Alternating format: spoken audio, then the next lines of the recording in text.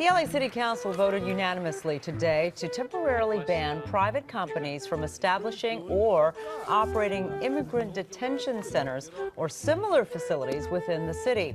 It is aimed at a company that wants to open a center in Arleta that would house immigrant children.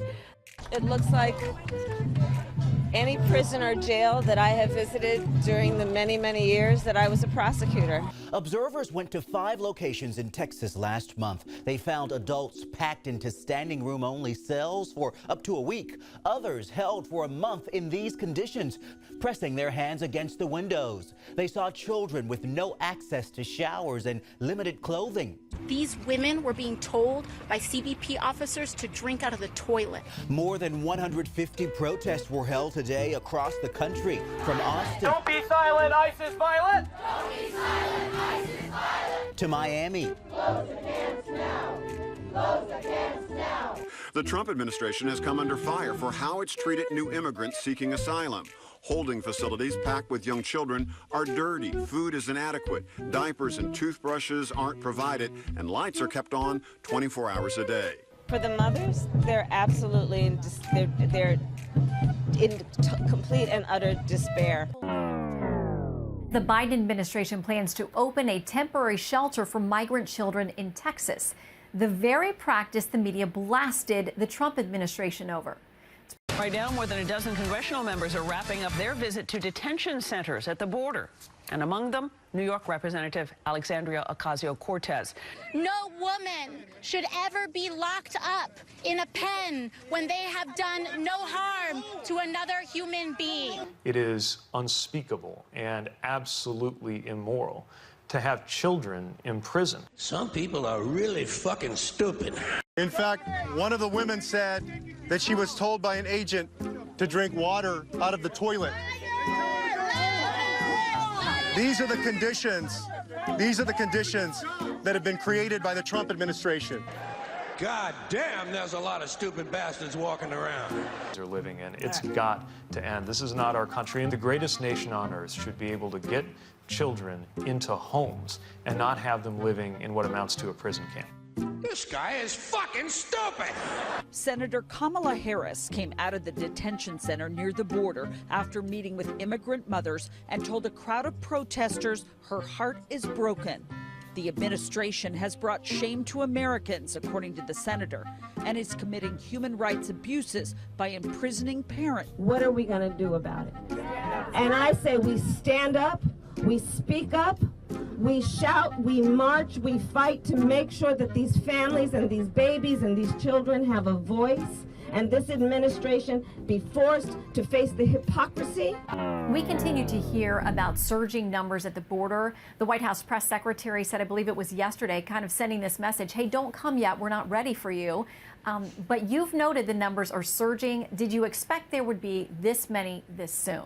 Absolutely, and so did every expert who have spent their lives upholding the rule of law and making sure that our borders were secure, Shannon.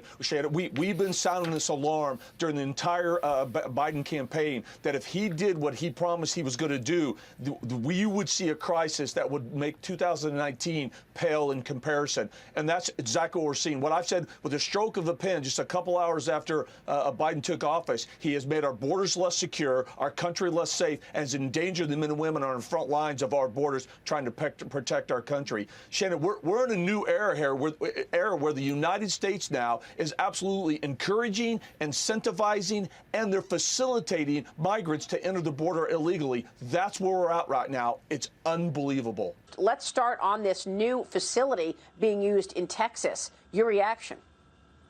Well, this is the same facility and certainly other ones like it that we used in 2019 during the crisis that we had. And as you recall, Maria, we were resoundingly criticized for opening these types of temporary sheltering facilities for migrant children and migrant families. So we certainly see them doing that again here. And I would say that we certainly see an increase of unaccompanied minor children coming across the border illegally, and that's a concern. What's different today than was different in 2019, we had very few options in 2019 to address this issue. Today, Fortunately, the Biden administration has a tool in their tool chest that they're choosing not to use, and that's a CDC public health order that allows them to remove these children quickly back to their home countries, back to Mexico, but they're choosing not to utilize this tool. And that's dangerous on a couple of different fronts, right? Because the CDC has told DHS and HHS that these children and others like it in a COVID environment should not be held in congregate settings. So this is an avoidable problem at the moment, and it's concerning. The organizer has a long list of demands. Having a plan in place for reuniting families. One of the things that we want to see is the closing of all of these facilities, the prosecution of ICE agents who have participated in the violence against these families, also creating a better path, a more effective and timely path to citizenship and amnesty to all refugees who are coming here. I want to read something from Axios. It says Biden's brewing child migrant crisis. Now, word that they're going to open up these temporary facilities for unaccompanied kids. It says the Trump administration was lambasted for its extended use of the temporary shelters in so-called tent cities when holding facilities were overwhelmed during the migrant crisis in 2019. Biden's rhetoric and intentions differ, but that doesn't change his challenge. When apprehensions rise and space runs out, the options are limited.